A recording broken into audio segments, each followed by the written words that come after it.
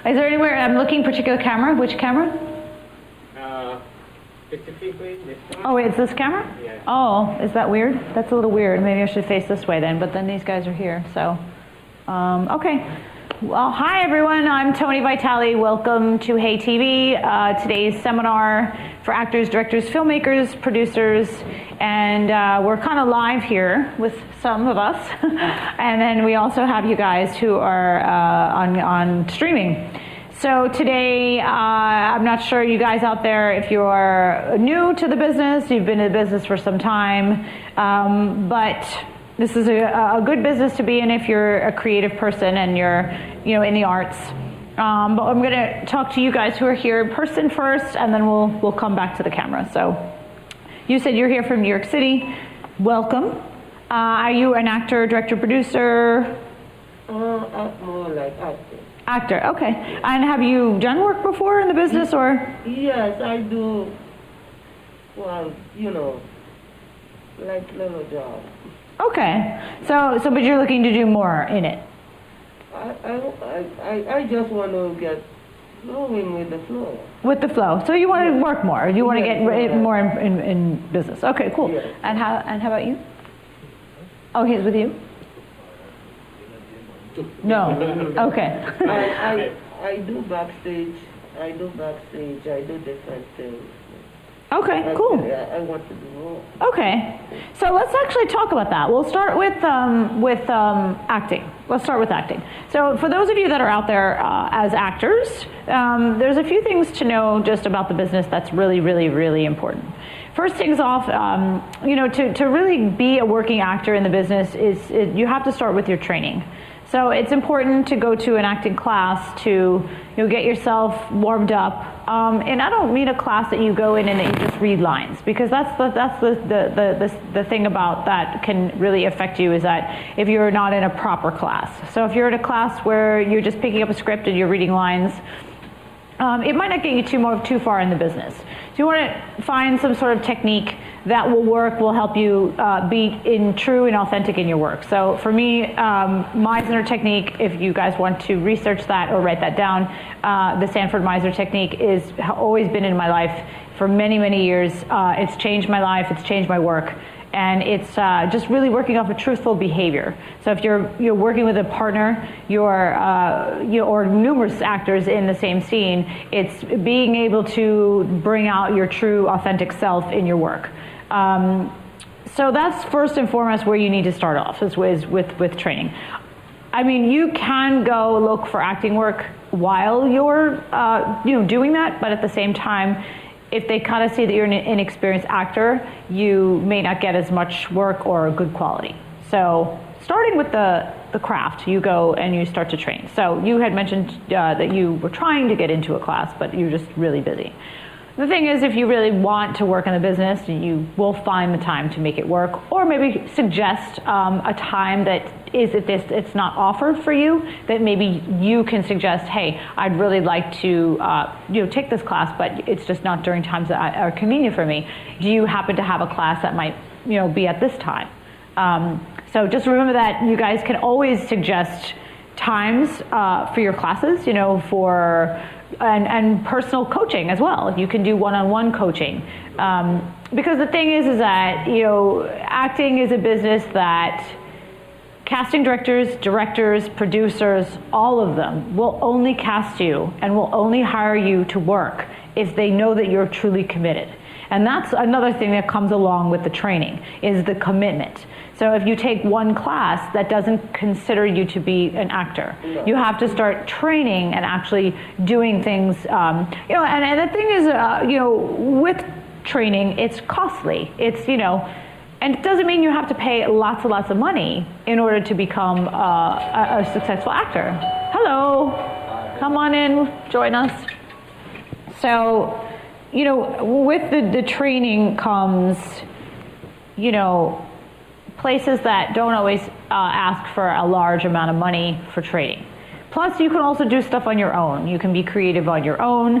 You can do monologues. Monologues, basically, back in the day with monologues, we used to do, it's a big chunk of script, right? Yeah. And it's, was considered theater. But an actual monologue is a big chunk just from theater, just from film too, or television. So you can actually go to any of your sides or script that you have and find a piece of text that would be considered a monologue. You can sometimes break scripts down and create your own monologue, which might mean you have these like in between little things, like little messages that, or lines that the other person is saying, and you can just take those out because basically it's just you ranting off. So, there's always ways for you to stay creative to the business. So you're here and you just came in, and what's your name? Malik. Malik? Okay, and where are you coming from? Connecticut. Connecticut. Oh, you're the Connecticut guy. Yeah. Great. Well, welcome to the seminar. So are you an actor, are you director, producer, filmmaker? Model. Model. Okay. Yeah. So are you looking to get into the acting business, or are you? I find it interesting. I wouldn't mind learning about it. Okay. So do you do modeling now? Like, do you have a portfolio? Are you a working actor? I want to get more into it, but I don't really have a portfolio right now. Okay, so you basically want it, but you're not really sure how to get there. Yeah. Okay, well that's a good thing we could talk about.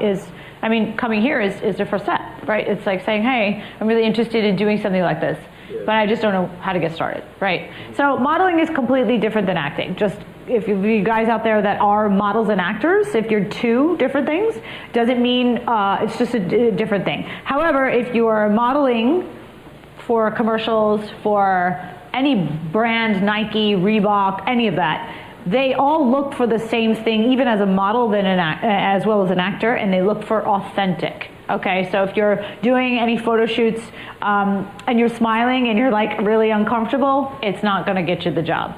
They want to see like this person that's like confident with themselves, that's going to like bring it. It's going to be like posing different and like give them, the photographer. Like I just did a headshot session and the photographer was making me like do all this like weird stuff, because it's what looked good on the camera. It didn't feel authentic to me, but at the same time, I had to bring the stuff with my face and make sure it looked authentic in my face and my delivery, because otherwise, what is the headshot, right? So, with that said, the first step really with modeling is to get some photos. Maybe if you don't have the funds to go and have a professional photographer do it for you, you can have somebody do it with your iPhone. Maybe take a few pictures, doing different things. Find what works for you. What do you think that you would sell you in modeling? Like what brand? Because I can already tell you off the bat what I think you'd go for. So. I could go for any look. I could go for streetwear look. I could go for a sophisticated look, like business look. You could do any liquor ads. Anything really. You could really, you're marketable, which is really what's the key word. Yeah. Am I marketable? What am I marketable for? Like, what is it that I am going to market myself? How am I going to market myself? And is this for me? So I did a commercial seminar where they said, you're Burger King and not McDonald's. And I was like, I didn't know there was a difference. But, there's a difference. So there's some things that you wouldn't be good for. So, you have more of a stronger look where if they're looking for something that's more softer, they're not going to necessarily pick you for that. Okay, but the first and foremost thing, just like we were talking about the acting and the training, is the same thing with modeling, is to get your credentials first. So getting yourself out there. So with actors, once you've started training, now it's time for some headshots. What do we look for in headshots? Well, your friend taking a camera out and taking photos of you behind a wall is not a headshot. It's not a proper headshot. If you don't have the money for the headshots, you do have to find the money and save it, because the truth is, casting directors will look at your picture. They literally do this. Is this the type? Is this the type? Is this the type? Is this the type? Right? So that's what they really do when they're looking at your picture. They don't really look at anything other than that, right? So in that process, you also want to have a picture that doesn't make you look amateur. Because then that's, again, like I said before and I mentioned before, was casting directors, producers, and agents and everybody, they want to know that you're going to go to this job and you're going to do the job, okay? So they want to know that by your professionalism, that you're going to be the one that is going to present them well. Because every person around you in your surroundings is a reflection of you, okay? So if you come into an office and I'm casting and you're not even paying attention to anything that I'm doing, I will instantly not work with you. Only because you're showing me your attention span with what I'm giving you. Are you truly focused with what you're doing, or are you just there because you think that's what you want? Because it's money. Time and money is the main focus for any business, right? So if a corporation or any business is selling a product and nobody's buying the product, well, there's money that's involved in that. There's the time that they have the studio, that they're paying for the electricity, that they're paying for the person who's there, right? So everything is about time and money. So for you to go and take pictures, headshots against a wall from your friend, unless your friend has an amazing camera, like a Mark V or like something that's really good, guys have it more made than girls because guys don't need makeup. They just get a little shiny and you put a little powder and something you could retouch. But, for women, it's a little bit different. I see a lot of women sometimes when they do their makeup, they're not really doing it properly, because the thing is, the difference between doing film and television makeup and doing makeup on your own is completely different. So when I get my makeup done for my headshots, it might not exactly look like I would do my makeup, but that's the whole point, is they want a particular type of look, right? Yeah. So time and energy, let's go back to that, because that's like one of my biggest things in life right now, is like I spent so much time like dilly-dallying, doing nothing, and really just spending a lot of time with seminars and things that weren't going to get me anywhere. And now, of course, you realize how much time and money you've wasted on stuff like that, right? So that's the main thing that you really need to remember, is to just be really attentive to what it is that you want to do, right? So if you go to an acting class, right, and let me tell you something, when you go to an acting class and there's 15 actors in the room, right, they get up and they act, it gets boring, I'm not gonna lie. Sometimes, I was on my phone, I was like, But at the same time, I caught myself and I said, well, I'm here to learn, right? So you can always learn from other people. You can watch whatever's going on watch what they do, and sometimes it'll make you learn something that you do, okay? So now once you've got your training and your headshots, right? Look up photographers. Not every photographer is for you. Meet with the photographer, ask for a consultation, something I've never done before, and I paid for it because I've been in a photography session with my headshots, and the actual photographer was harsh, she was mean, I couldn't do the poses that she wanted, and it made me very uncomfortable, and it read through my pictures. My pictures, they're okay, they weren't great. Honestly, I'll never go back to her for that reason alone, because she made me feel uncomfortable. So now I realize that I have to pick certain people's types of work. Look at their work. Look and see if they have your type. Is it your type? Like, do they have someone that's, for you? Like, so that's, now you've got your training, you've got your headshots. Okay, what's next? Now we need an agent, right? We need an agent and a manager. I feel comfortable enough. I've been in class for a couple months now. I'm getting warmed up, I need an agent. I'm non-union, or, I'm interested in becoming union. And you have your headshots and seminars. They have seminars for agents, to find agents. They also have some sites that you can go on. There's NewYorkCastings.com. There's castingabout.com, which will tell you all the casting directors that are in New York City casting for projects, or what other state that you're in. They will always tell you exactly what's being cast at the moment and who the casting director is. So there's a lot of search engines and things that you can use. So once you've got your headshots and you have an agent. So is this the right agent? 6 months, agent has not sent you out on anything. Not the right agent. Apparently you're going to be sitting around doing nothing. Either the agent is not doing their work, but for you, what you can do is there's this thing called independent films. So if you're not aware of what an independent film is, I own a film festival. Maybe I should tell you guys a little bit about myself just briefly so you can know where I come from. So I'm an actor foremost, starting off. model. I do modeling as well. But the business was not on my side because I wasn't really booking a lot of work and I wasn't even getting modeling work. And I was like, well, I don't care because this is what I want to do. So what do? I create my own work.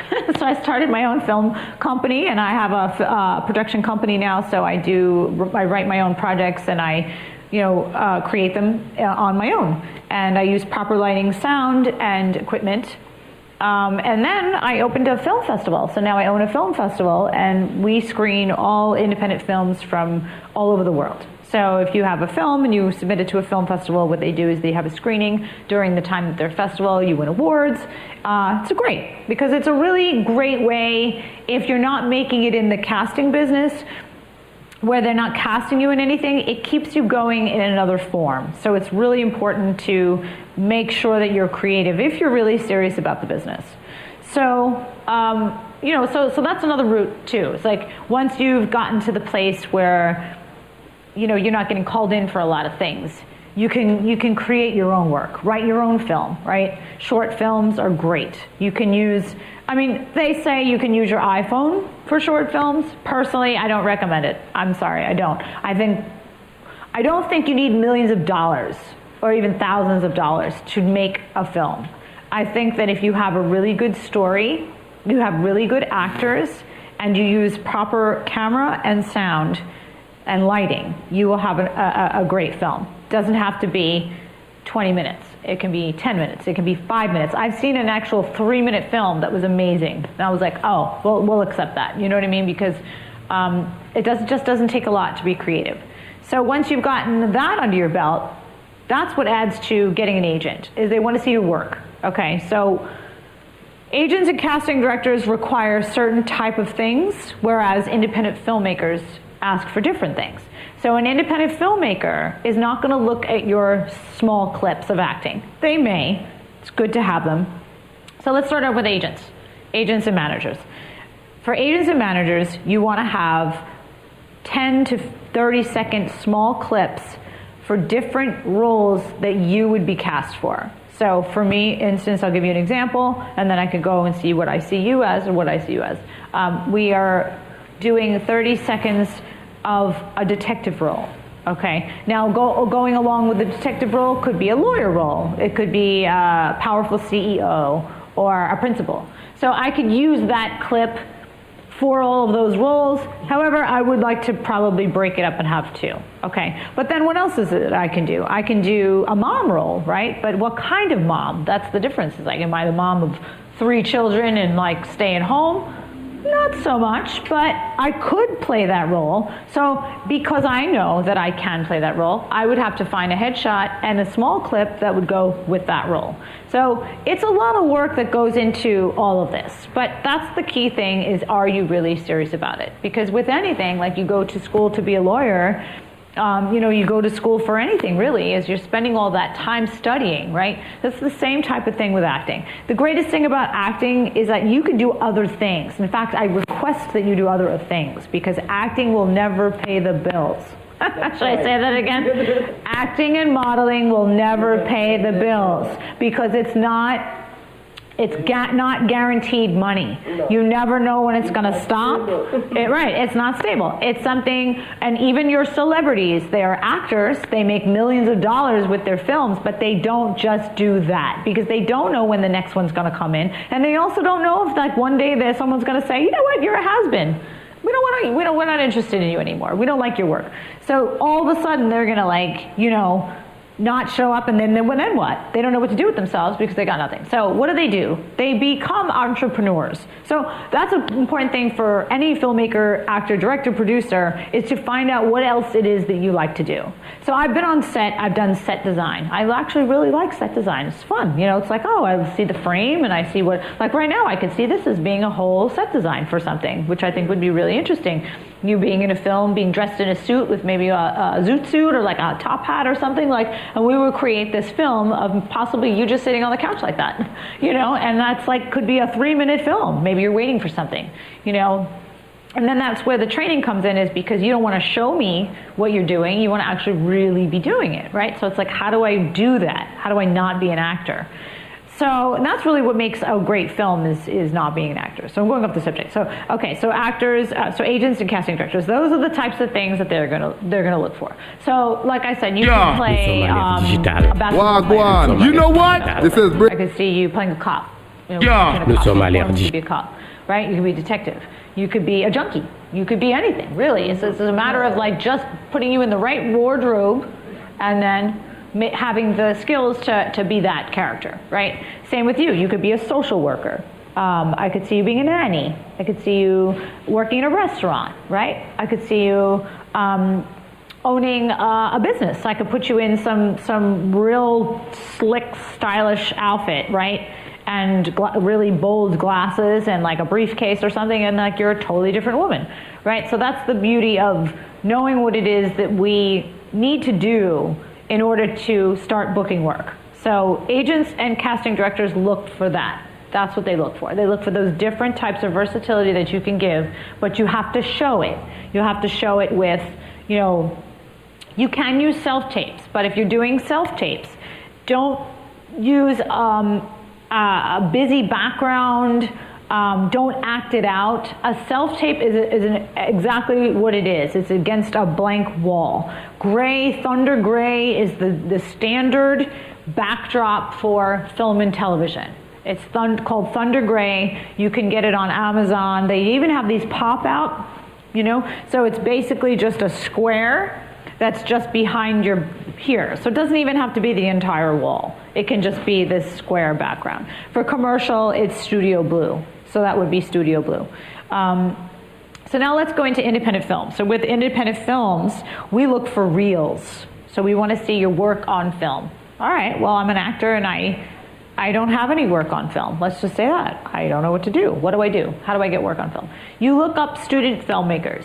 Look up on Facebook, there's a ton of Facebook group pages of New York, anywhere you are, Chicago, like Miami, LA, all groups of filmmakers that are always casting for actors. So if you've never done a film before, you should contact some of them and say, hey, I'm an actor and I'm looking to work in the business and I don't have any, film and I'm willing to just get some footage. What are the things you need to ask for? If you're a new actor in the business, it doesn't matter. You need to ask for these things. What type of camera are you using? Do you have a proper crew? Do you have sound? Do you have lighting? Okay, those are the things you ask for. When you are a new actor, and we just had this discussion on Facebook, and the comments disturbed me because this was an actor who was looking for some footage and said, I will work for free. And someone said, you should never work for free. But you're a new actor. You cannot demand money. I work for free. Don't post that. Just kidding. No, I do though. Sometimes I'll do. Of course. If the role is something I don't have in my reel. Like, hey, this is really like homeless woman character. I would love to play that. Like, I would love that. No one would ever see me as that, or nun. I would love to be. I actually played a nun in my acting class. So, but these are the things that like I don't have on my reel. And if it requires less time, like if it requires it's in New York City and it's just a couple hours and there's no pay, great. Proper crew, proper equipment. I'm going to get a piece of it for my reel. That's pay to me. That's money. Okay, so if you're a money-hungry actor and you're new to the business, no, it's terrible. It's a terrible thing. At some point, when you get to your career and you've been working and now you're making some money, sure, you can require, but don't turn in to be one of those actors who's demanding about anything. There's a way to deliver yourself. I think that's the most important thing, is that in this business, it should not be ego-driven, period. I mean, just be appreciative of being an artist and being creative. So with the independent films, footage.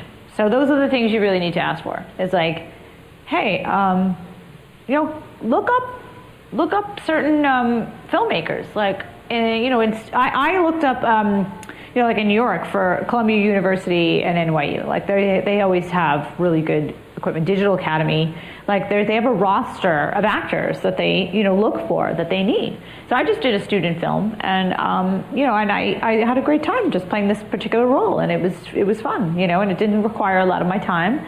And now I have a piece for my reel. So those are the things that really are important in the acting business. Okay, so now you've established yourself, you have the training, you have the headshots, right? You have an agent with some clips and some headshots, and then you have a reel, right? So you've just picked up a few student films. What do you put in your reel? You put in your best acting moments. 10 seconds. Your reel should not be longer than 2 minutes.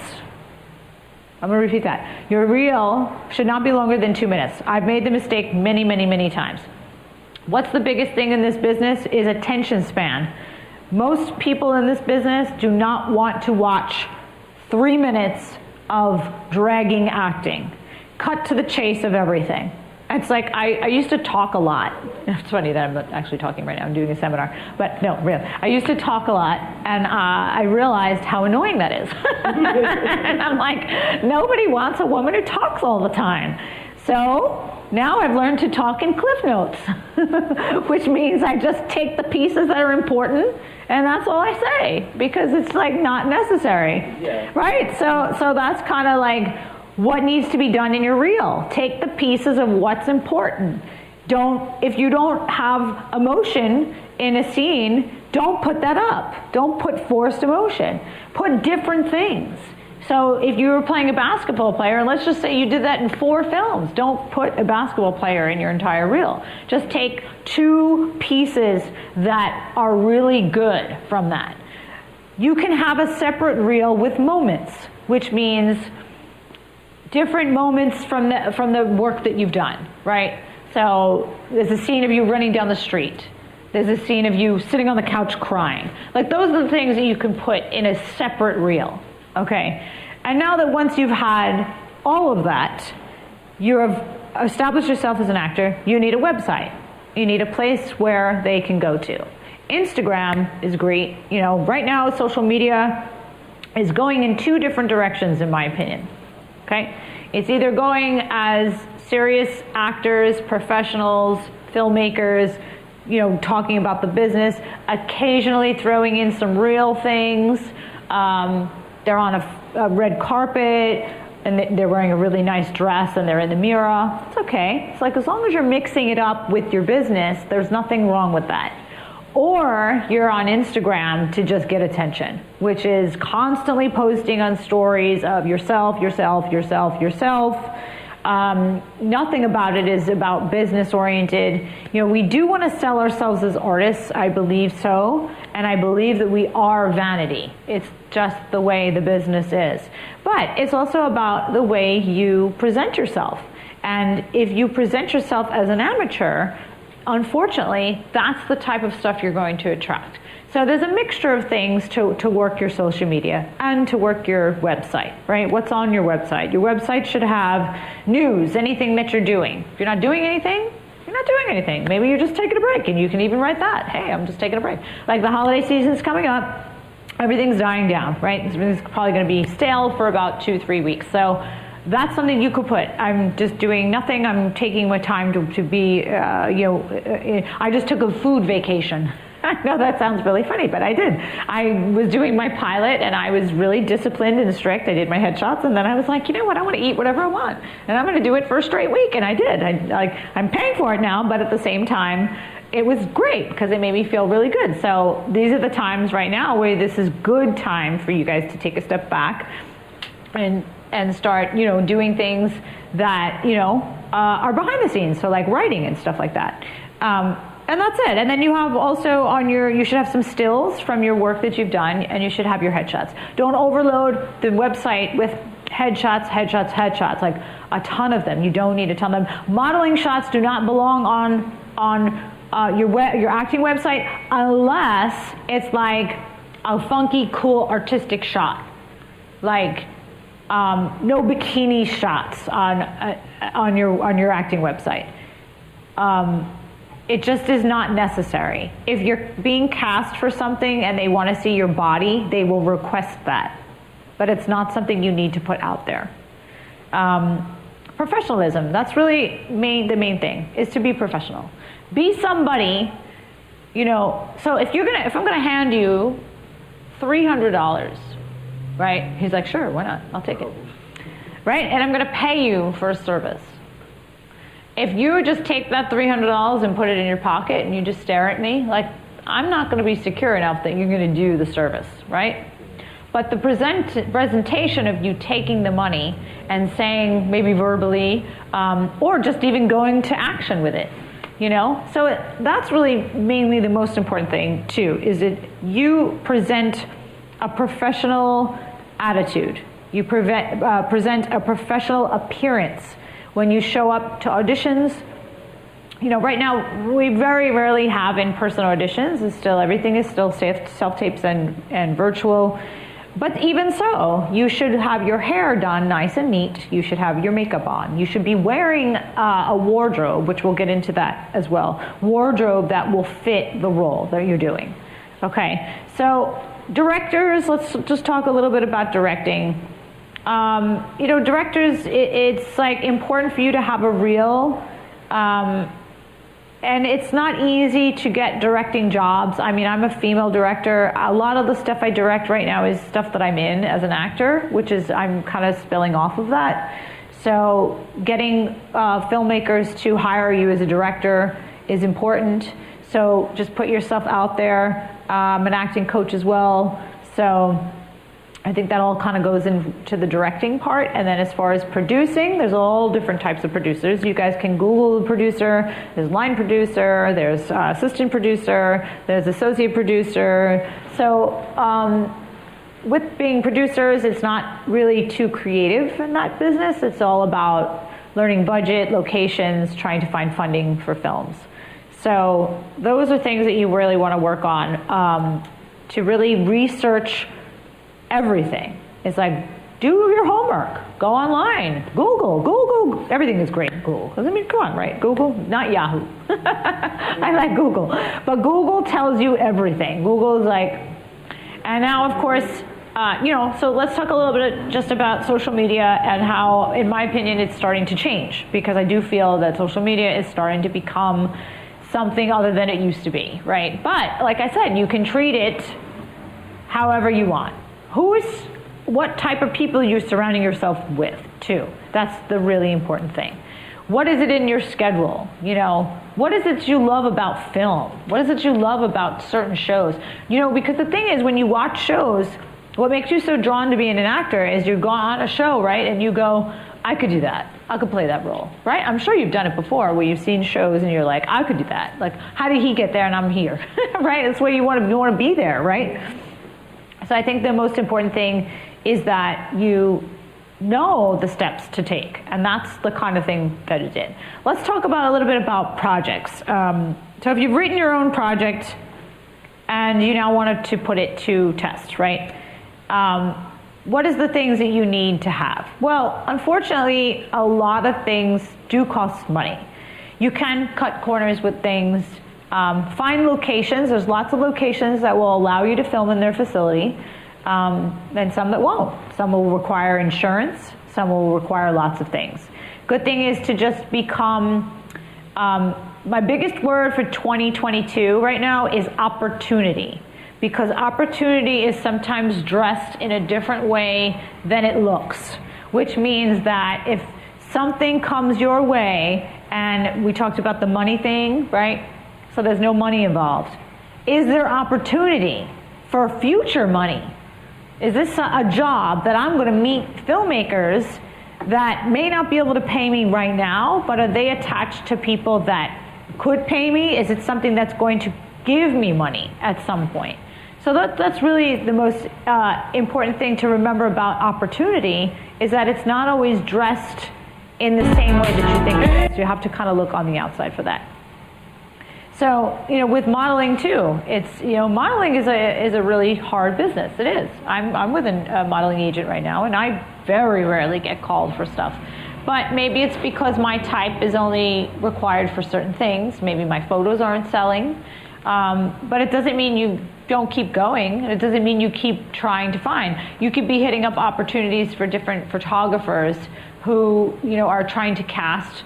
They want to do test shoots. I shoot with a lot of photographers that just love doing photography. They just love, creating new looks and stuff like that, and coming up with the right wardrobe. So let's talk about wardrobe. If you're doing a self-tape, always try to pick a wardrobe that's kind of goes with the role and the character. So like if I'm playing a snobby, upscale, Upper West Side woman, right? I'm gonna wear, pearls and maybe my hair back, right? And maybe some blazer, like colored jacket or something. And I'm gonna have that attitude, right? That little snooty, snotty attitude. But if I'm gonna play a down-to-earth mom that's in a sitcom, a comedy sitcom, I'm gonna wear probably, jeans and a t-shirt and natural makeup, right? And things like that. So it's just important to also remember there's shows on TV, like what would you be cast as? Like what shows would you be good on? I could see Blue Bloods. I could see Blue Bloods for you too. Like I could see Blue Bloods right there. So who's the casting director for Blue Bloods? Right? I don't know who it is. Let me look it up. Go on castingabout.com and it'll tell you who the casting director is for each show. Know what's current and what isn't.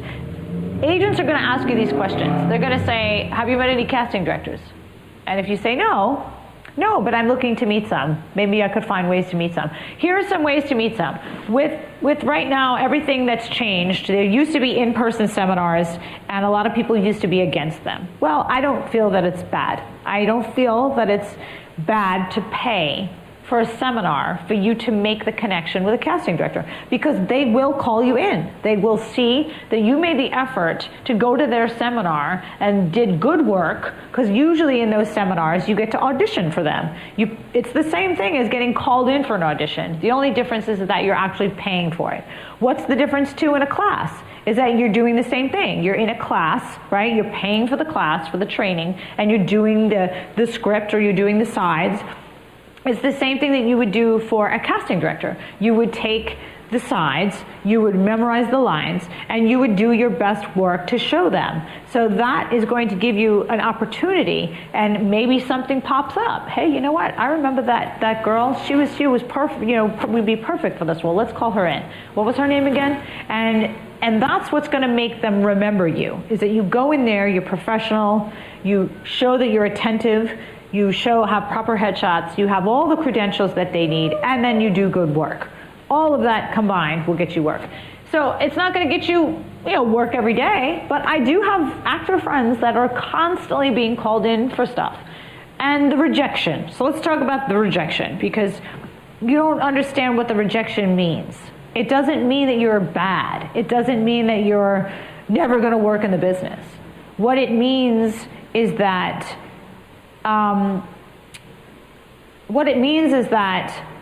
you're not right for this. So when you go into a casting and you audition for a certain part, you're not really auditioning for that part. You're auditioning for the casting director, period.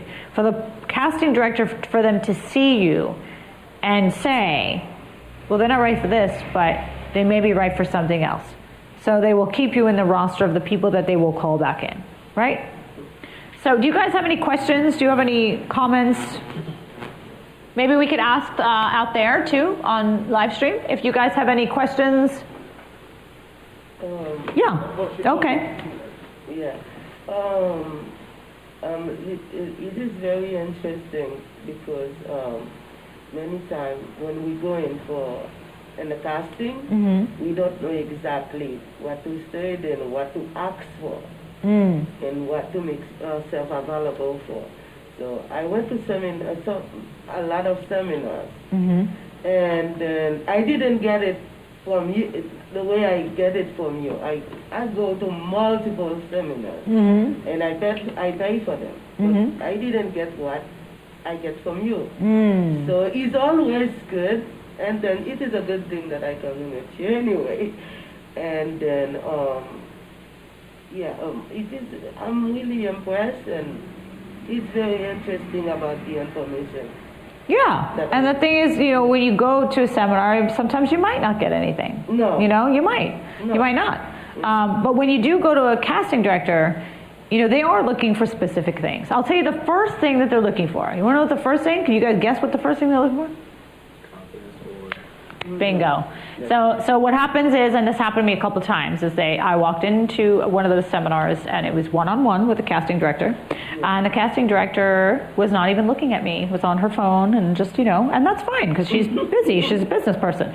And I don't think it was offensive to me. I don't think she was doing it to offend me. I just think it was a distraction when I walked in the room. So now with a person who's confident, it wouldn't bother you, right? You'd be like, oh, I'll just let her finish her, and then once she's done, she'll look up at me and I'll say, hey, I'm Toni Vitale, it's nice to meet you. And that's another thing too. I learned this the hard way. Do not shake hands unless they go to shake your hand. So I just did that just now, and I just forgot that I'm not supposed to do that. Like, oh yeah, that's right. Yeah. Because we haven't actually been in live castings in a long time. But I did do that once, and the person didn't want to touch my hand. And now, especially with COVID and everything, it's probably not a good idea to do that. So instead, I'll do that over. I'll say, hi, I'm Toni Vitale. It's very nice to meet you. Right? So as soon as they're done doing what they're doing, so they test you sometimes too. They want to see what your confidence is. They hate the word I'm sorry. So if you mess up your lines, you just keep going. Just keep going. You mess up your lines, it's okay. Because the truth is once you're on, they want to just see that you're able to handle yourself. Right? And you're able to be that role. Sometimes you might get called in for something that doesn't even, like it's not even you. It's not you, but they see something that you don't. You go along with it anyway. All right, I'm just going to try to become this person. You never know. I mean, some actors, I've heard success stories where they have gone in for something that they weren't right for, but they picked them. They ended up getting cast, and then they are who they are today. So with the seminars that you go to, it's just a matter of like, what are the seminars? Like, what are they about, right? The thing is that you're busy, and we talked about that in the beginning, right? You said that your schedule is really busy. No, actually, I'm very skeptical with my time when I'm handling what I'm. Well, maybe it's because of the seminars you've gone to. That Actually, my uncle was in the nursing home. He's home right now. Okay. I'm dealing with him. He has a home affair. Yes. But at night, they haven't given 24 hours yet, so I have to be there for him. Okay. So this way, but between traveling back and forth, it's become, I really can't do that much. Well, the thing is, you're busy going up and down. Well, the great part is about self-tapes are now all at home. Yeah. So it would take you literally, if you have a half an hour and you're at home. Okay. So and you're still there caretaking. Yeah. In the case that you book it and it's you're not able to do it, you're not able to do it. Or maybe just now is not the right time right now. Maybe when things get better. Yeah, right. But the thing is, you don't want to stop being creative. Yes. That's the most important thing. That's why I'm here. Yeah, and I would do it on your own. You have a half an hour, go find some sides or script or something and work on that on your own. Yeah. Even if it's by yourself. There's lots of websites too, and Facebook, like for readers, that people just want to read. They want to help you read and be coaching and stuff like that. So and it's no fee. Like, you don't have to pay for it, because if you're not someone who's able to do it right now, there's nothing wrong with that. We all have regular lives. Like, we have to have regular lives. You have to mix this business between your personal life. Like, we can't just be business. I did that for 2 years straight, and it just was stupid, because it's not. You need that balance. You have to be a human being too. That's right. So okay. Did you have a question? No, I'm just listening and Great. observing. Good. And you had a question? Yeah, I was just going to ask. Oh, he doesn't have one. Yeah. He doesn't have a question. Oh, doesn't have? Oh, he wants you to be here? You want him to be here? Yeah, come in front. Oh, come in front. Oh, in front of the Hi, How are you? you didn't recognize me, that's it. Yeah. What, stand here, Rob? Long time no see. Or sit. What was that last last time. It's okay. With the Yeah, phone. yeah, it's good. Oh, Okay. Kanyala.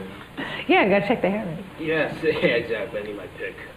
Yeah, I guess one question I want to ask is, so once like an actor or a filmmaker, gets into a position of dealing with like contracts or deals, when is is that the right time for that actor or for that filmmaker to start looking for like entertainment lawyers or entertainment attorneys?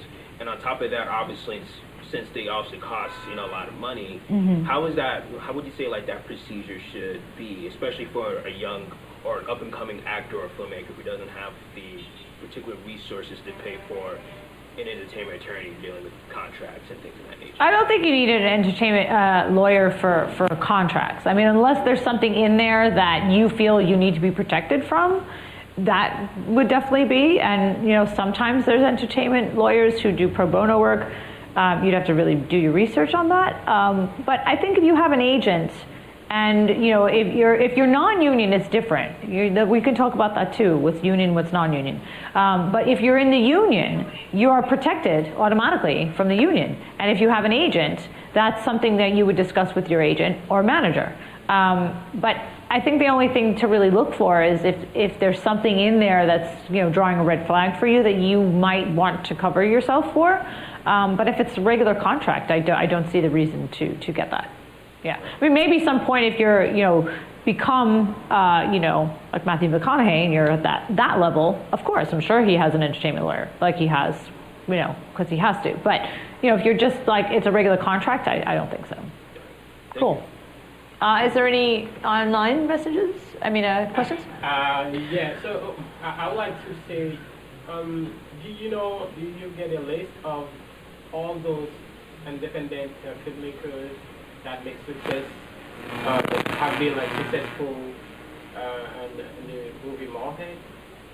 Because most of the time, everybody are watching the Hollywood, and we are focused on Hollywood. We know what it's about, but sometimes we are dealing with so much things. We don't really have time like to go and stay over there. You could just turn that on, fine. On Hollywood, so we probably try like to make our own and to see what can happen.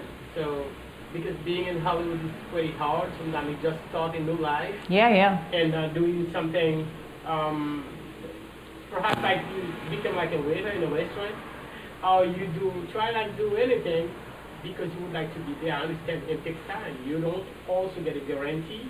If it's gonna be like something, you will have safe.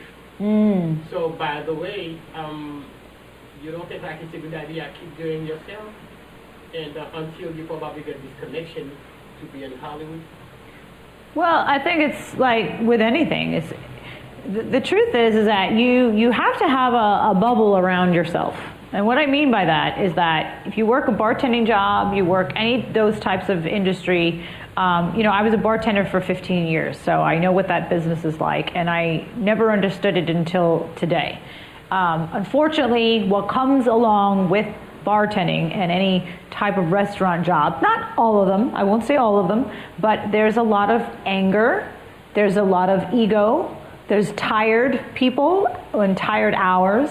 They always said that you needed to be a waiter or a bartender to be able to juggle an acting business. Well, I don't agree with that. I think you need to have a job that will allow you to take off if you need to. That's definitely. But it is a struggle for a regular person to pay the bills. I mean, you got to pay your bills. You got to live your life. Like, you have to do that. Find different ways to make money, right? And then on top of that, you do have your everyday life. So it's like this. A co-star role is 1 or 2 lines or maybe like 1 page, right? And sometimes when actors get a co-star role, they think they're famous. They automatically are like, oh my God, this is it for me. I'm like, no, it's not. It's just a job, and that's it. They talk it up bigger than it really is, right? And then it's like a dry spell. After that, maybe they didn't get anything for some time. So that's what I'm saying is like, it does take time. But I will say this, it can take less time if you surround yourself and stay disciplined, stay focused, do productive things. I am firsthand an example of someone who did not do productive things. I was busy, but busy doing what? Is it making you money? Is it going to bring you money? Is it giving you knowledge? Is it making you become more than you are? Is it taking you from this level to this level? Or is it just keeping you here? And unfortunately, that's what it was for me, as I was in jobs that were surrounded around people who didn't want to grow. They were just in this same place and not going anywhere. And I just didn't want to live like that anymore. So right before the pandemic, I had started to do this growth process with myself. And then during the pandemic, I just went straight to it. Like, I'm like, all right, well, this is the time. We're all knocked down. Like, why not just sit myself on the couch and beat the crap out of myself and find out what my weaknesses are, and for me to be able to get to this next level, because I'm really tired of being where I am. I want to be more than I am. I don't want to be here anymore. I want to be a successful person, and I want to be able to, and I can take a step down for the people who are higher up than me and not be jealous. I'm not jealous of them. I'm not envious of them. I'm not in competition with them. I want them to teach me to get to this level. So that's what, to answer your question, there are levels to get there. But how fast do you want to go there is up to you. It's entirely up to you. If you something else, sure. for example, like I would like just to add, because I have like actors, a lot of actors, they come here like for casting, and you know, evaluating those people. Just, but first of all, most of the time they are in a rush. Or they say like they come at 3 o'clock, they come at 12. Or see, They're late. They call me, they say like, I cannot come. I'm so sorry, so I have like some, it's a lot of, challenge Yes. I am facing as a producer and business as well. I'm an actor, but I know like if it requires me to sleep. Right. I remember I went to the recording studio like it was in Broadway. It was 1 o'clock, very cold in the morning. So I was like on the train. One time I stepped on a train. Because I came from the recording studio, and I was like so sleepy. I had to go back to New Jersey. So I said like, if I go to Brooklyn, where I used to live, and go back to New Jersey, so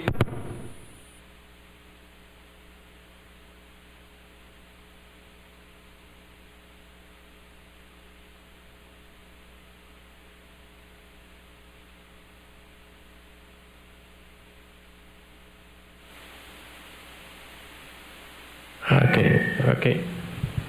I just yeah. So I have like to stay in the train. Hello? Do you mean I have a big enough mouth? No?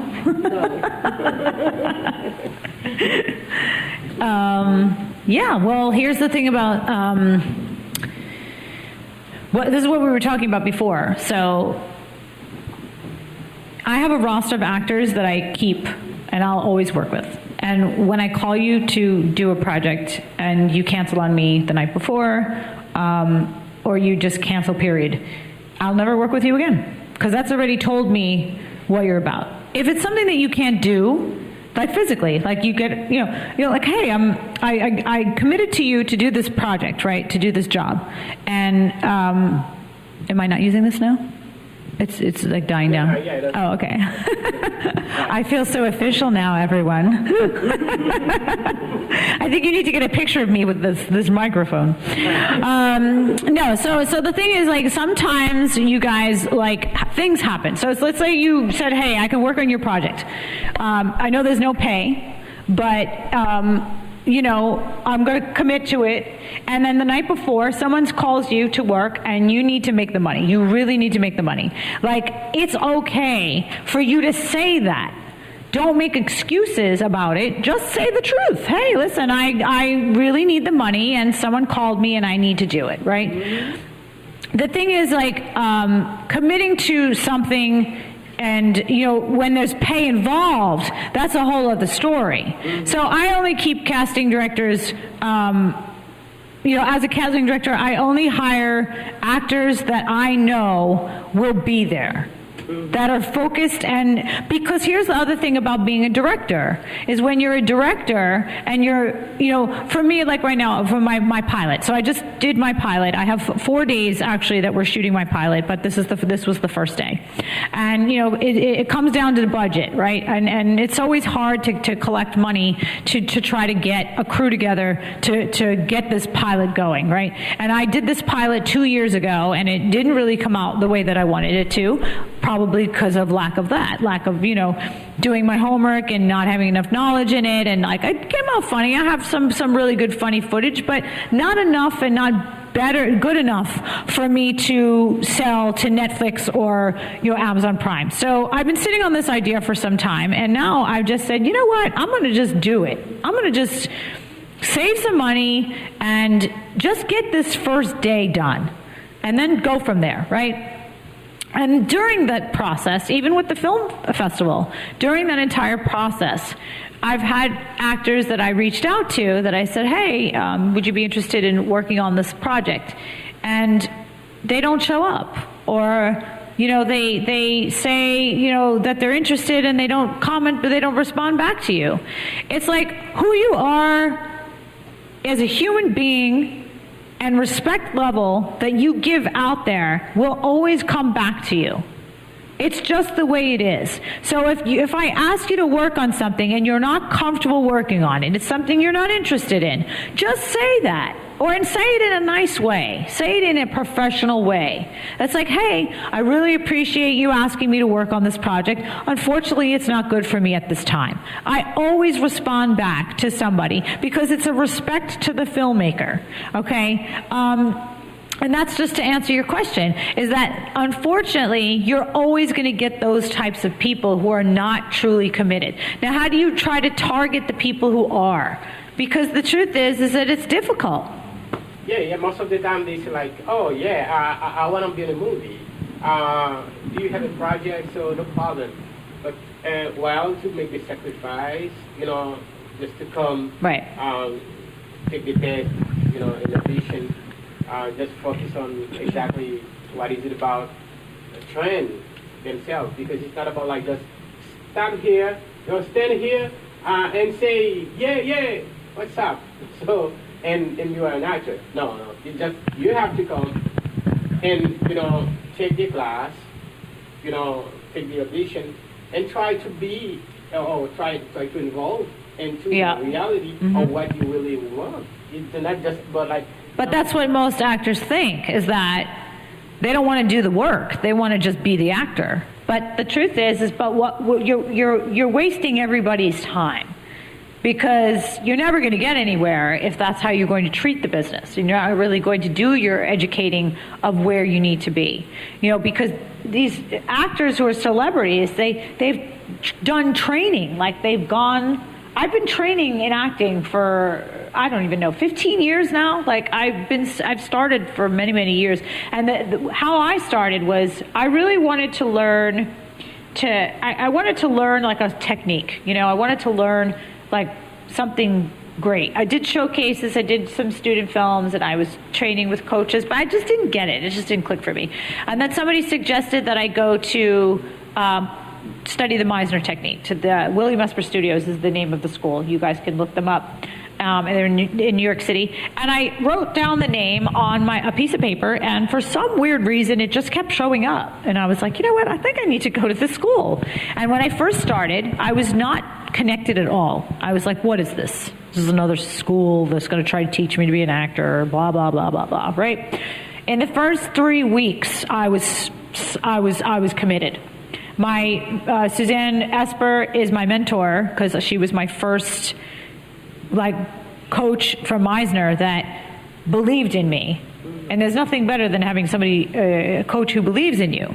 But who's going to believe in you if you're not believing in yourself and you're not committed, right? Yeah. So I did the 2-year seminar, the 2-year program, And, I graduated. And then from there, I really wanted to stick with the Meisner Technique because, but there were lots of things that happened along the way. Like we talked about earlier, is jobs. Jobs got in my way, things got in my way. But you have to be committed. That's all. It's just the way it is. Otherwise, you're wasting everybody's time. And then at some point, you're going to look back on your life and say, God, what was I doing? Because I was never committed. Maybe it's just not for you. Because the truth is, behind passion is like, think about the things you're passionate about. You're just so fulfilled. I'll give you, like the day we worked my pilot, I didn't eat or drink water for 13 hours. Straight through. I used every minute to be productive on something. I made sure the crew ate. I made sure my actors ate. I fed them, and I gave them breaks, and I made sure that they did, but I did not. But because I was so passionate about what I was doing. Time frame, I worked on a couple projects where they just didn't do the timing right. So it's lots of things to learn in the business. It is. But it's just like studying anything. Right? It's like studying anything. The only difference between acting is you don't get a degree. You don't get like you become a doctor, right? But even doctors, like if you go to school to be a doctor and then you don't do anything with it, well, what's the point, right? Is there any other questions?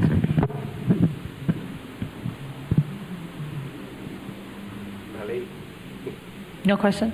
Hey there. So, like, for me, the biggest thing in being an artist is, like, I did this project yesterday. It was a lot of fun. It was, something I found, like, ways to be creative, right? Ways to tackle some roles and things. Writing. You guys can write. Anybody can write. What's the thing about writing is that I write off my experiences. Like, yeah, my life is a comedy show. It's hysterical. The things that happen to me sometimes, and the things I think about, that's why I wrote this role for myself. My name is Frankie in my comedy series. Like, I play this woman who, says things that people don't say. And I'm very blunt and, so it's about the dating world in New York City. But things happen to me. Like, I'll tell you, like people who play their music out loud on the subway. I'm like, but why? But why? Buy some headphones. Like, why do you have to draw attention to yourself? It's little things like that, But I think the biggest thing is commitment. It's just like, well, you guys made the first commitment. You're here, right? You guys online, you guys made the first commitment too because you've drawn in, right? And nobody wants to hear somebody talk. But if you wrote any of the stuff down that I talked about today, you will really take that in, and now you will go put it to work. So basically, it's what happens after the seminar. Where do you go from here? Are you going to go home and just go on, right? No. And now is a dangerous time because, like I said, it's the downtime of the business. It's where everybody starts to get a little lazy, right? We get a little tired, but it should be a recharging time. It should be your time. Like for me, I just got my headshots done. I just finally invested in headshots. Yeah, right. And now I have my website needs some cleaning up. I want to recreate my YouTube channel. I want to do lots of these things. That's what I'm going to do with this time. No, so I say to people like yeah. artists, actors, this is your house. Come here, pass the time, take a shot, and let's get together. Let's think about your project. Tell me what you really want, where we might go together. Just the deal. So don't stay home and say you want to do something and you get a project and you take you stay in your bed and think that everything gonna be for you right. Mm-hmm. So get out, look for the way you really want to build. Yeah, I agree. It is. And I think, right now, a lot of people were skeptical about the Zoom classes, right? Being on Zoom and doing classes on Zoom. There's nothing wrong with doing a class on Zoom because you're still acting. The difference I feel, because I was taking an acting class on Zoom, is I didn't take it as seriously as doing it in person. So it's the truth. I mean, you turn the camera off and I could go wash the dishes and everybody's doing their work, and like I was like, all right, this isn't probably not a good idea for me. You know, but once it was time for me to do my work, I did my work. You know, being an acting class, I don't think acting classes should be longer than 2 hours. It's too long.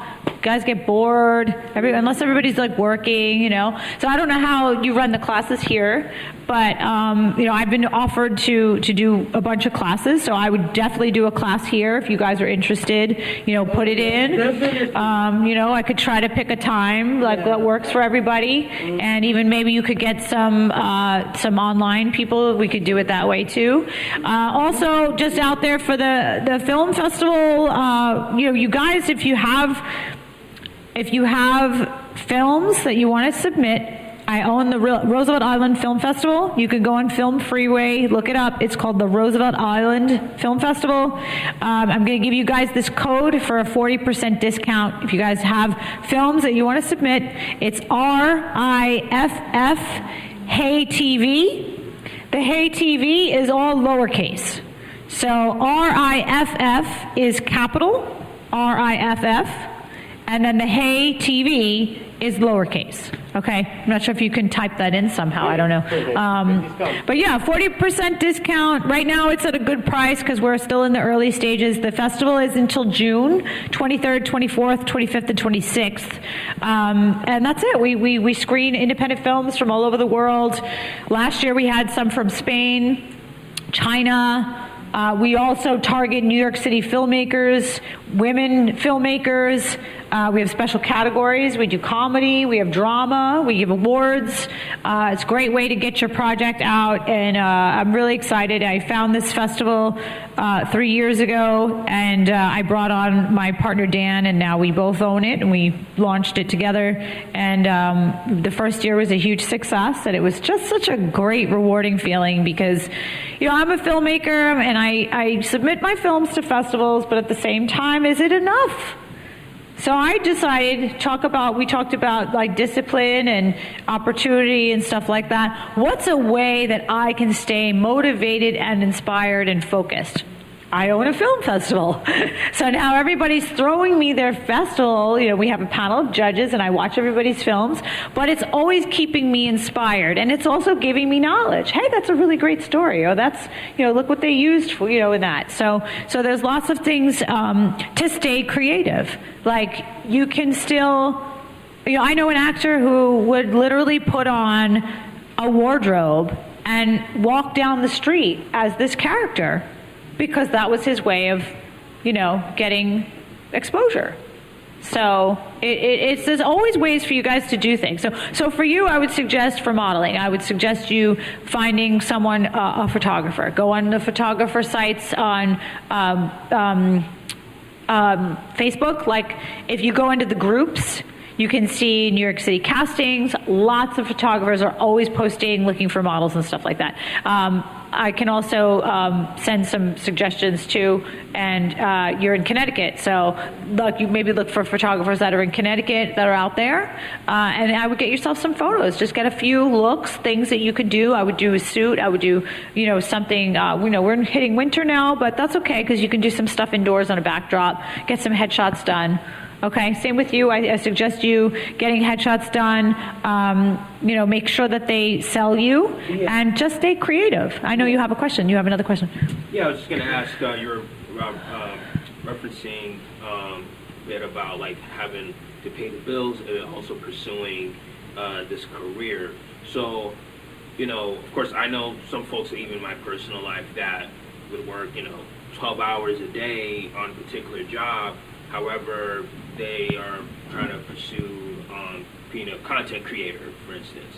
But in terms of like sacrifice, you know, they say, well, I don't have time to do it. Then it's like, well, what is the point of saying you want to be a content producer when majority of your time is working at a job that isn't implementing you to make your stuff? So I just wanted to hear like you talk more about that, because I think that's something that's feel like, especially a lot of anybody, doesn't matter what age, where I feel like that's something like a complexity in a sense. It's like, I mean, I want to do this career, but, you know, these credit card bills are not going to pay themselves, you know. Right, So I right. just want to just hear you. Yeah, I guess, I mean, the hard part about that is that, you know, like I said, you do need a job to pay your bills, right? And it is a struggle. It's always a struggle in the artist's life is money, right? Money doesn't buy you happiness, but money definitely keeps you from being unhappy, right? I mean, like, I know how I feel when I'm not happy and I'm like, oh my God, my rent's like due, and, you know, and I did the bartending life for many years, and then I think it's a matter of what's most important. Is this job that I'm working 12 hours a day and just paying off my credit cards going to get me anywhere? Credit cards can wait as long as you pay them off, right?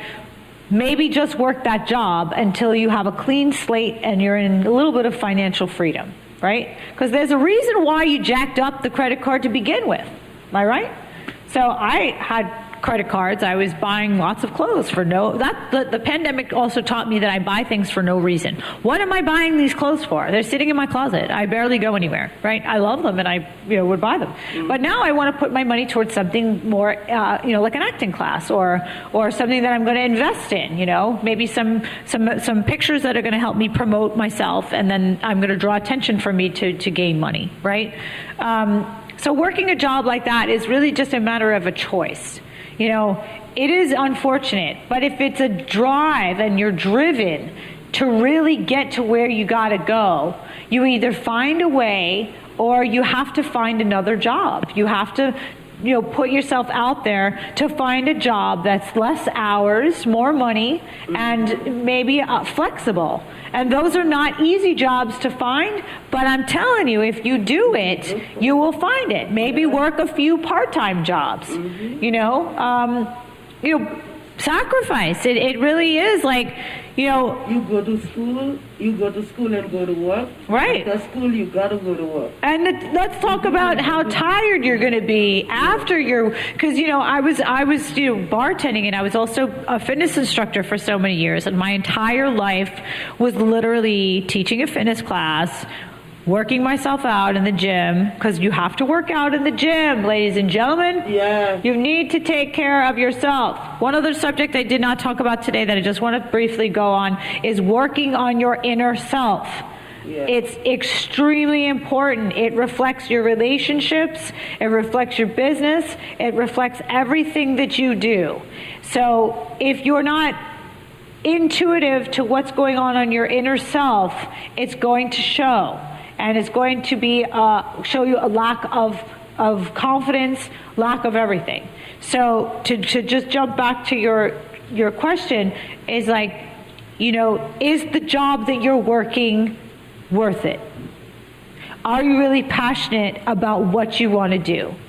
Maybe you could be an intern and do a few hours at a place that's going to give you that job, so that now you're working in the business. Try to find jobs that keep you in the business, Try not to find jobs that are not related to the business. Like I said, restaurant jobs, like, you're working late hours. So you're literally working, I used to work a job 12 hours for bartending, and my manager was a Nazi. Like, we couldn't even leave the bar to like breathe or do anything. And there was nobody even at the bar for like 4 hours. We just stand there, do absolutely nothing. It drove me nuts. And it was like controlling my life. It was like the main thing of my life, because all I could think in my head was, I have to pay my rent, I have to pay my bills, right? But instead of going and trying to find another job that I could get paid with my time frame, because you have a certain amount of time, and now it's making me tired. And that's another thing that's like, when I get home, I have this audition, but I'm so tired.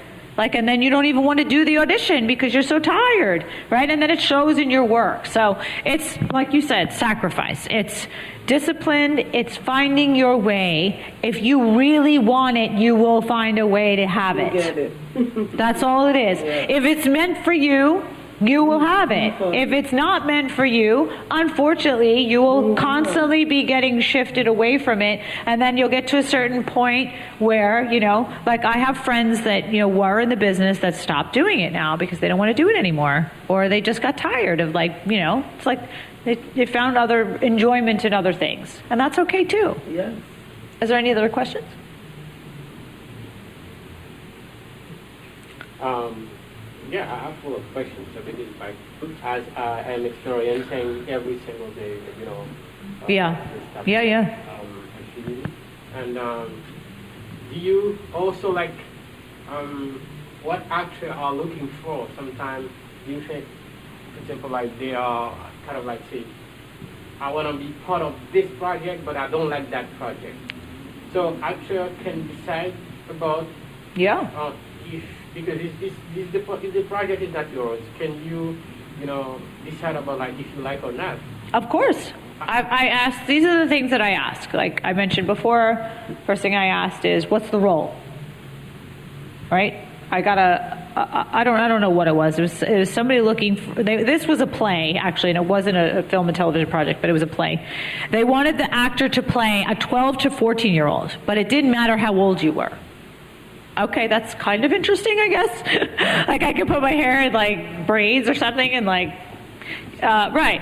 So I said, can you just send me a little more information? Next thing I got was a big post about when they're having this Zoom meeting for an hour about this audition. I didn't go. You've already turned me off. Like I asked you to tell me a little more information about it. Now you're going to ask for an hour of my time, and it might not even be something that's right for me, right? So I asked, what is the role? Okay, this is a great role. For me, and to play a Spitfire Italian, that's not fun for me. I do that all the time. That's not really something that I need. Unless you're going to pay me, a lot of money to do it, no worries. I will definitely go. It's a big feature film. Name A-list actors. Sure, I'll definitely do it. If it's a small, short film, there's no pay. No, I'm not doing it. It's not worth it to me. It's not fun. I don't enjoy it. So I ask, what is the role? What kind of equipment are you using? Is there a proper cast? Are the actors new? I asked that question. Why? Because I'm a seasoned actor. I've done this for so many years. Unfortunately, I don't want to work on a project where actors are beginners, because all of the actors that are beginners are not going to be in the same level. However, if it's something that's fitting in my schedule, the role is good, and I'm going to get 20 to 30 seconds for my reel that I don't have, then I will do the project. So there's all these little things that come into play as for the actor to ask the question whether they want to work on it or not. Okay? Are you just going to take I got a script once. This was hysterical. The guy, it pretty much said this. The scene is actually in my bed. It was this young guy. The scene is in your bed. I'm like, I'm not doing a scene in your bed. I don't even know who you are. Like you're gonna like ask me to come do some scene in your bed? Like that's not professional. If that's something that's required in the scene, and it's some guy with a camcorder or with his phone, I mean, come on now, right? Like that's like, you're not really going to take it serious. And I said very nicely to him, I said, you know what? I don't think that this is for me. I think that, you might want to find somebody who's a little newer to the business that might fit this role a little better. And that was my honest answer, because I didn't want to, hurt the guy's feelings, but at the same time, it wasn't something that was for me, right? So those are the things you need to ask as an actor, and absolutely you should ask. You should ask these questions. I actually casted all of my friends who are working actors in my pilot, and they didn't even ask a question. And that told me a lot about me and my work, because they believed in me. They were like, whatever it is, I know it's going to be great. And that was like the greatest thing for me, is to be like, oh my God, like you guys like make me feel so good, because like I've been doing so much growing, and I'm like really at this place now where I feel like I've got something now, and I'm like, I've gotten rid of my ego. Like I don't have an ego anymore. And like I don't do competition. Like I really just am passionate about what I do. And so yes, that is it. So what's the next question? About next question, we could talk about a little bit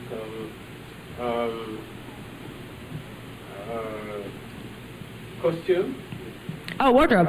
So we like a producer might provide the costume, or No, it depends. Okay. Well, it depends. And also, we don't call it costume, we call it wardrobe. And the reason is because costume is for costume. It's that you can say for plays, Yes. that's a costume. A costume is putting on an outfit that you're playing a role. Yes. Right. Where wardrobe is a better word to use. Yes, right. And depends. So as an actor, you should choose what wardrobe you would put to this role. Have options, and then what you'll do is show it to the producer. Okay, and the producer will say, and it also depends on the color schemes. So basically, which is something that I just learned actually, is that we did this club scene, and the entire tone of the club was blues and purples. So I chose jewel tones to mix with those blues and purples. You know, some things, you know, black is good, but turtlenecks are bad because turtlenecks make your head float, you know. So wardrobe is something that you have to put together. Great ways, thrift stores. I always say there's always something in your closet.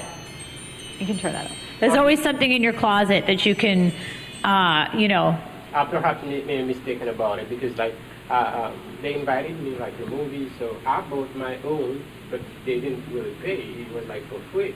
So what do you think about that? It's just like that's why I call. Oh, they might provide, sure, absolutely. I mean, if they have it in their budget, like where you know they're going to provide, you know, or it's something that's very very specific, you know, like you're playing a cop. We really need you to have a cop uniform. If you don't have a cop uniform, then yes, the producer would provide the cop uniform. In our agency, sometimes I call us like to send us like to a casting call, and they don't. Most of the time, it's like they don't really pay. They just for free. And perhaps like they think a lot of actors are looking for opportunities. Probably they're not gonna say yes. Or some actors they act. They don't do it like for living, and they probably don't. They think like, oh, this is nothing, so I can try to get there and probably looking for an opportunity. You don't think like they try like to abuse a little bit, you know, actors and that matter because sometimes they could probably get a budget to.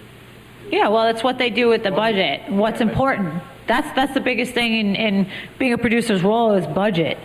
What I have, okay, I have $5,000. What do I really need? Like, what do I really need to do with this $5,000? Okay, we've got the locations, and the locations are free. Great. Now, you know, do we have the money to pay the actors? Are they there all day? The actors are sometimes I always want to pay actors. You just want to pay actors. You want to pay your crew and you want to pay your actors. But sometimes you can't. You know, I hate when I see things on Facebook that say, why don't you pay your actors? Because sometimes you can't. You need a club scene. You've got 15 people. What are you going to pay everybody $100? That's $1,500. You know, out of your $5,000 that, you know, you have to pay now the cinematographer. You get a good cinematographer, he's at least $400 or $500 a day. Then you need your sound, another $400, $500. That's actually even low for sound, but $400, $500, you could find some good sound for that. Okay, do I need a makeup artist? That's another $300, $400 right there, right? I got to pay food now. I got to provide food for everybody because especially if some of the actors are there and they're not getting paid, I have to at least pay them. You know, you got 15 club scene, that's $200 for food, right? Then you got transportation. The cinematographer now needs to get from A to B to each location or one of the locations. You got to Uber, make sure the Uber is a good size for the equipment to fit. So it's like all this stuff adds up. And if you have the money for the wardrobe, and it's something specific, but like I said, most of the time, everybody has something to wear, or somebody can borrow something, right? I would say like, for example, if you just start in the business, can you say like, I want this, I want that? Because I understand, I am talking about like actors. Actors, they have a lot of talent, and they probably get experience in the market. But if you just start, can you say like, it might be this, it might be that? Because I am experiencing people every single day about, you know, the business. Now, as a producer, Right. or not as like actor, because acting is another thing. It's not a topic for other companies. But you don't think, like, as you say, like, people might be flexible. Like, say, I am learning, so I might like just dedicate that time to come and catch experiences. What do you say? You know, the reason why, because we're gonna just release that live. A lot of, you know, guys, they're gonna get a chance like to see and give their opinions about it, and also they will probably get an idea, specifically new actors or people that are interested like to be in this business, so they might know how that works. It's not like you just come and say like, no, because of my face, you had like to pay me, or because I'm so beautiful, I'm so handsome, so I deserve, you know, $1,000. Well, I mean, I think, so back to what we kind of talked about earlier, is if you're in the beginning stages, no, you cannot demand anything. And if you do, and they go for it, okay. But someone like me, if a new actor came and, you know, as a producer and demanded things, I would say no. And I would never want to work with that person. You know, but when you get to a certain place with your career, you know, it's just like any job. It's like if you're doing a job and you're making, you know, let's just say you're making $200 a day at your job, right? Then you go get another job that's offering you $50 a day. That's your worth right there. But I was just making $200 a day. I'm going to step down to $50 a day? That doesn't feel good, you know? But it depends. Hey, I'm going to pay you $50 a day, but within a year, you'll be making $400 a day. Now that's the logical thinking, is like, this other job was only paying me $200 a day, and that's all I was getting, and that's all I'd ever get. But this job is going to pay me $50. So maybe I could take this job, do something else for a little while, and then in a year make $400 a day, and I wouldn't have to do that. So as a producer, like if you get all, like you do get all sorts of people that come in here, and you know, you are so beautiful, but that attitude is not going to get you anywhere. I'm great. That doesn't get you anywhere. Because if you are all those things, you are all those things, and you don't need to express that. That's the insecurity coming through. And you know what that's going to cause? Drama. Drama on the set. Like there's one bad seed that could ruin the entire experience of being on the set. Negative attitude, all of that types of stuff. You know what I'm saying? It's like, it's just going to ruin everything. So if you're going to come and request and demand and do all that, I don't want you. And other producers, maybe they'll go for it. They also ask for followers. How many followers do you have on Instagram?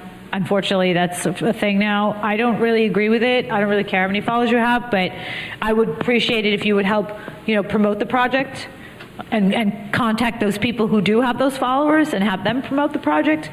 You know, because having followers does not make you famous. That is not what this is about. In fact, I really would like us to steer away from this type of world that we're heading towards, and trying to go in back to the other direction, which is about the work, the acting work, the filmmaking work, being a human being. Being a human being. Just because you have all these likes on your picture does not make you this amazing person. It just is a picture, a pretty picture that everybody seemed to have liked. That's all it is. It doesn't define you. Right? So we have time for one last question. For me, it's good. So I don't know. Chad, do we have a question? Just one last question, anyone? Well, we're just going to finish up here, so it's okay. We're just going to get one last question, and then we're going to go. Okay. Unless we don't have one, then we can just wrap it up. All right, cool. We're going to wrap it up. All right, guys. So you guys, thank you so much for joining me today. Again, my name is Toni Vitale. You guys can write down my name, Toni Vitale Productions. If you're really interested in the business, just follow me on Instagram or send me an email. Actually, email would be best, ToniVitaleProductions@gmail.com. You guys can also follow the Roosevelt Island Film Festival. Our festival is in June, 23rd, 24th, 25th, 26th.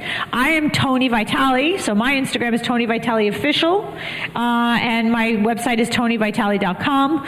I'm an acting coach, a producer, director, as well as an actor and writer. I do everything in the business, but I really enjoyed doing this seminar with you guys, and I hope that I'll see you guys soon. If you are interested in taking a class here with me, just send a message to Hey TV, and you guys have a safe drive home. Just think about what I said today. You know, it's a lot of words, a lot of information, but the truth is if you really are interested and passionate in this business, you will make it happen for yourself with all of the knowledge and doing your homework. It was really nice, you guys, and see you later. See you later. Bye. Thank you.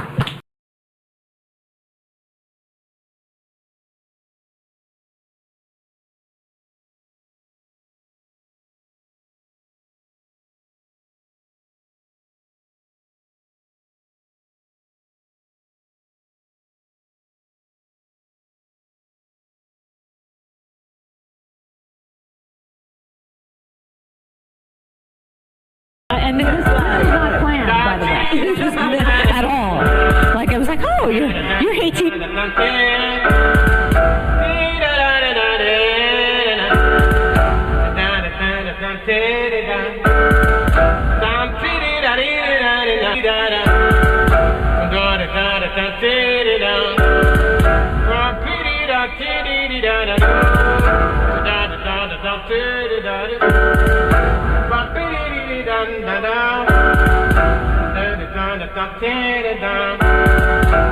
Placide Entertainment, a multimedia service production company providing various forms of content. We do music production, voiceovers, modeling, acting, film, comedy, live audio broadcasts, interviews, advertisements, and plenty more. We have the latest production equipment, such as the Blackmagic 4K camera, lavalier and handheld microphones, audio mixer board, LED lights, Blackmagic Mini Pro for camera switching, and more. Come down to Placide Entertainment, located in New Rochelle, New York. Hey TV! Watch Hey TV and say hey!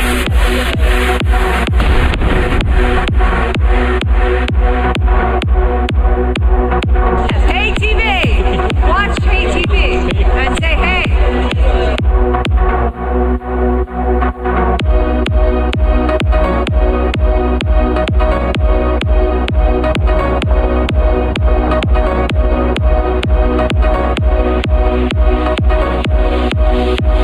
Every time. Otra manera de ver la televisión. Yeah, man. That's true. Bam, bam, bam. The best TV ever. Hey TV, baby. Stay connected and subscribe. Stay connected with Hey TV.